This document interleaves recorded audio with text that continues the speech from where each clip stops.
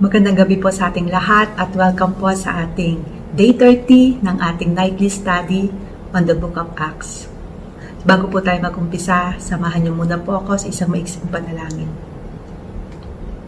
Heavenly Father, we praise and we thank you for tonight, O God, na pinagkalooban mo na naman kami, O God, ng isang gabi na patuloy kami makakapag-aral ng iyong salita. Ang aming pong panalangin ngayong gabi ay pagkalooban mo kami ng isang pangunawa, Panginoon, sa aming pag-aaralan. Banal na Espiritu, samahan mo po kami, O God. Ikaw po ang manguna ngayong gabi at ikaw ang aming dakilang tagapagturo. At ikaw, Panginoong Jesus, ang patuloy na maitaas at papupurihan sa aming kalagitnaan. At ito po ang aming dalangin sa makapangyarihang pangalan ni Jesus. Amen. Kagabi po ay pinag-aralan natin ang Acts chapter 10 verses 34 to 38 at ito po ay itinuro sa atin ni Sister Melka. Ito po ay patungkol sa pangangaral ni Peter sa bahay ni Cornelius. So pinahayag po dito ni Peter ang kanyang bagong pangunawa na ang Diyos po ay walang favoritism. Na kung ang tao, kung may takot sa Diyos at tama ang kanyang ginagawa, kahit ano pong lahi, kahit ano pong kulay, ito po ay tatanggapin ng Panginoon. At pinahayag din po ni Peter ang magandang balita na ang tao ay magkakaroon ng tamang relasyon at magandang relasyon sa Panginoon sa pamamagitan ng pananampalataya at pagtanggap sa Panginoong Hesukristo, who is the Lord of all. So ngayong gabi po, ipagpapatuloy po natin ang ating pag-aaral. At ang ating po pag-aaralan ngayong gabi ay ang Acts chapter 11 verses 1 to 18. So babasahin ko po ito sa ang salita ng Diyos, Tagalog Contemporary Bible. Nabalitaan ng mga apostol at ng mga kapatid sa Judea na ang mga hindi Hudyo ay tumanggap din ng salita ng Diyos.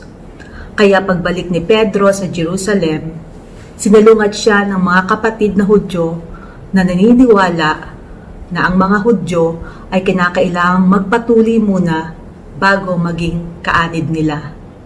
Sinabi nila kay Pedro, "Ikaw ay isang Hudyo. Bakit ka nakituloy at nakikain sa bahay ng mga hindi Hudyo na hindi tuli?" Kaya ipinaliwanag ni Pedro sa kanila ang buong pangyayari mula sa simula. Sinabi niya, "Habang nananalangin ako sa lungsod ng Joppa, may ipinakita sa akin ng Diyos. Nakita ko ang parang malapad na kumot na bumaba mula sa langit. May tali ito sa 4 na sulok at ibinaba sa tabi ko.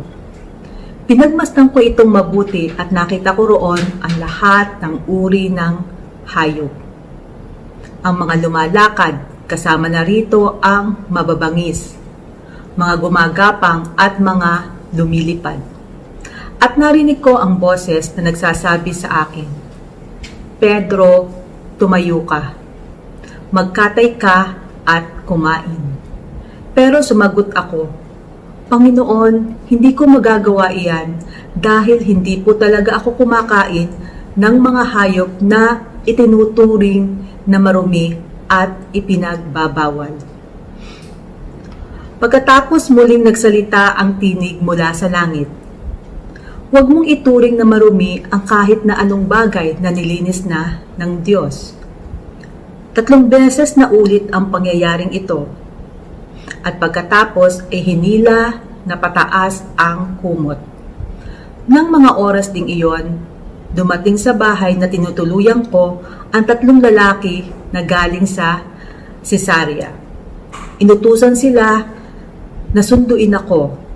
Sinabi ng banal na Espiritu sa akin na huwag akong mag-alinlangang sumama sa kanila. At nang umalis na kami papunta sa bahay ni Cornelius sa Cesarea, sumama sa akin itong 6 na kapatid natin na taga Joppa.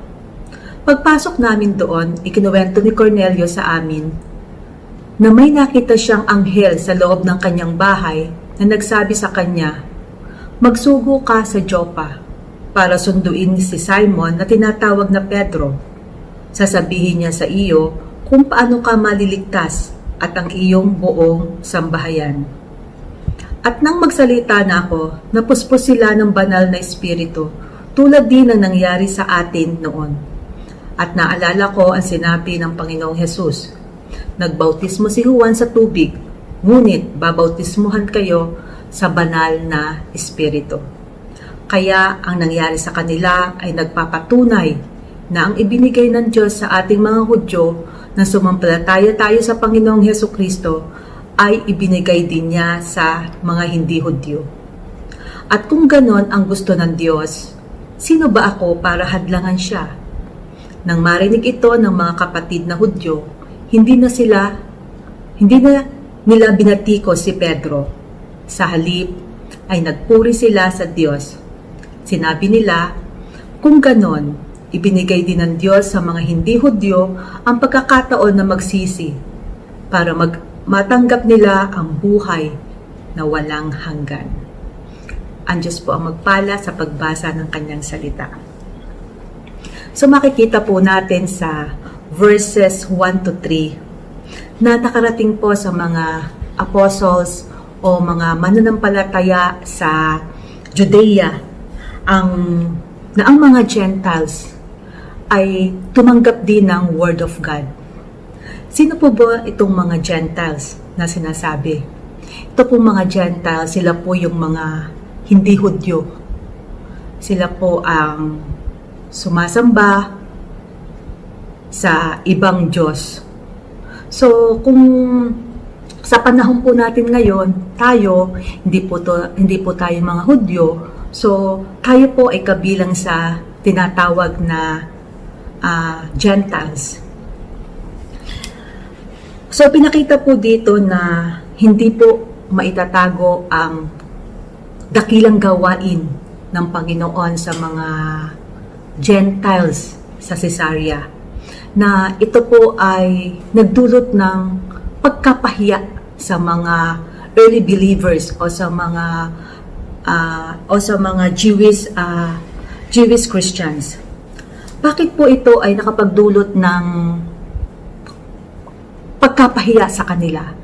Dahil ito pong mga early believers o ang mga Jewish Christians ay naniniwala na itong mga Gentiles, bago po sila ay maging kaanib nila, dapat po sila ay maka-adapt sa kanilang mga rituals,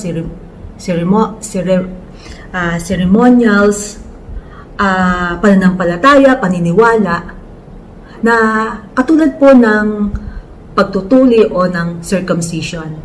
Kaya po ito nung si Peter ay pumunta dito sa Jerusalem, siya po ay kinontra o binatikos ng kanyang mga kasamahang mananampalataya o ng mga kasamahan niyang mga Hudyo. Ang akusasyon po kay Pedro o kay Peter ay simple lamang na siya who was supposedly a faithful Jew, faithful believer, ay nakisilamuha.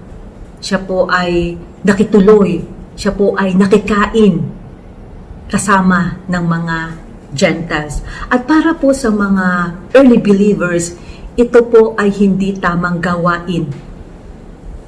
So, pinapakita po dito ng mga Hudyo o ng mga early believers na they are more concerned with what Peter did than what God was doing with the Gentiles. So verse 4 to 15 naman po, ipinawalad po rito ni Peter ang kanyang ministeryo sa mga Gentiles. Si Peter po ay nanatiling mapagpakumbaba sa harapan ng kanyang mga kapatirang mananampalataya. Hindi siya naging authoritative, bagkos matyaga niyang ipanaliwanag in order ang mga pangyayari. At inulit po ni Peter na ikwento ang kanyang pangitain. Ito pong pangitain ni Peter ay pangalawang beses na binanggit dito sa Book of Acts. Ang una po ay itinuro po sa atin ni Sister Lani nung nakaraang ilang gabi. Ito po ay matatagpuan sa chapter 10 verses 1 to 16. So sa Biblia po, kapag pong isang pangyayari ay dalawa o ilang beses na inuulit, ibig sabihin po may itinuturo o may gustong iparating ang Panginoon para sa atin. So ikinuwento po ni Peter na habang siya ay nananalangin sa lungsod ng Joppa, ay nagkaroon po siya ng isang pangitain na ipinakita po sa kanya ng Diyos ang parang isang malapad na kumot na bumababa mula sa langit.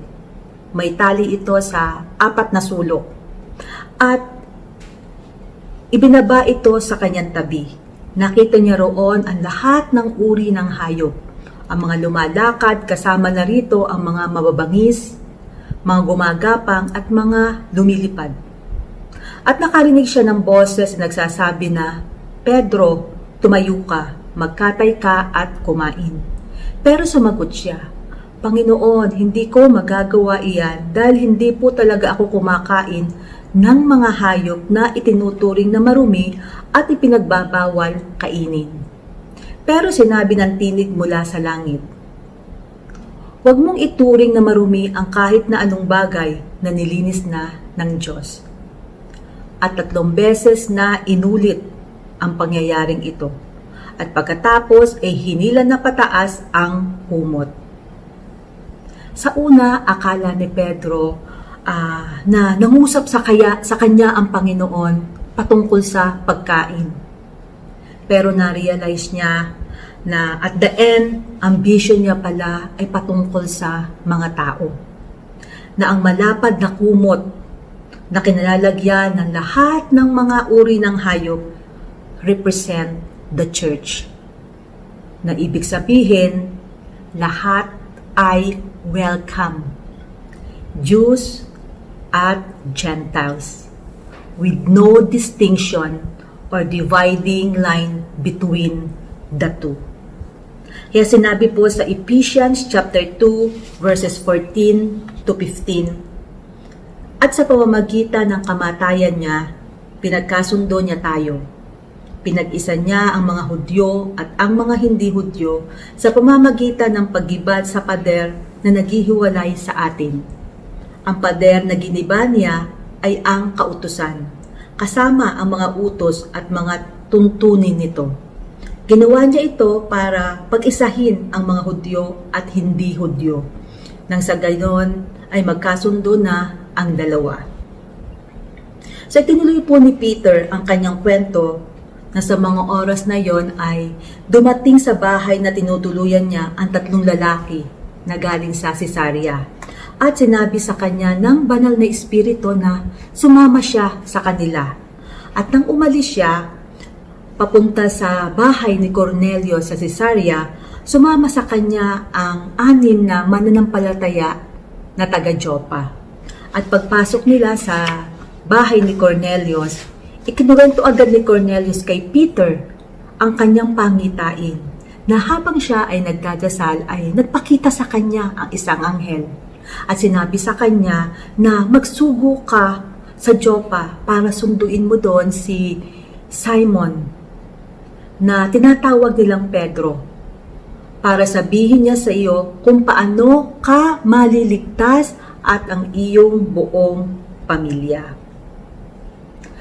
Malamang nung nagkukwento si Peter, ito ay ikinagulat ng mga early believers o ng mga Jewish Christian na nakikinig sa kanya, na tinanggap niya ang pagbatikos sa kanya patungkol sa